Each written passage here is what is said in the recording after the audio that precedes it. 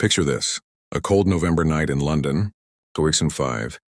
Beneath the halls of Parliament, in a dank cellar filled with shadows, a man named Guy Fawkes stands guard over 36 barrels of gunpowder. His mission?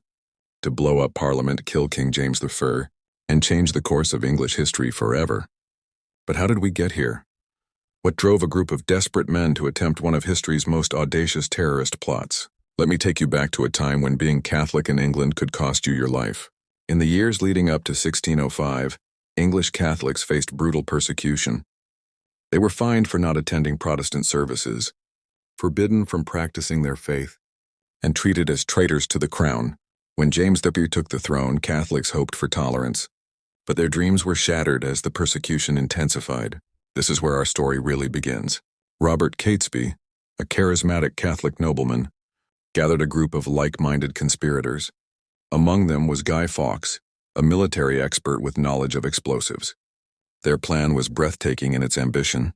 They would strike when Parliament opened, taking out not just the king, but the entire ruling class of England in one explosive moment. The plotters worked in absolute secrecy, gradually moving their gunpowder barrels into a cellar directly beneath the House of Lords. But here's where fate took a dramatic turn. An anonymous letter reached Lord Monteagle, warning him to avoid Parliament on November 5th. The authorities were alerted, and in the early hours of that morning, they found Guy Fawkes in the cellar, ready to light the fuse. What followed was brutal. Fawkes was tortured mercilessly in the Tower of London. The other conspirators were hunted down, with many dying in a dramatic last stand against government forces. Those captured faced a terrible death, hanged, drawn, and quartered as traitors. But here's the fascinating twist. While the plot failed, Guy Fawkes became an unlikely symbol of resistance against tyranny. Today, every November 5th, bonfires blaze across Britain, with effigies of Guy burned in a celebration known as Bonfire Night. The phrase, remember the 5th of November, has become deeply embedded in British culture. The story of the Gunpowder Plot reminds us of the dangerous mix of religious persecution and political power.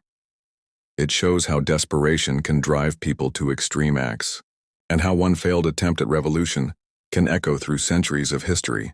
In our modern world, where religious and political tensions still simmer, perhaps there's something to learn from this 400-year-old tale of conspiracy, betrayal, and the high price of rebellion.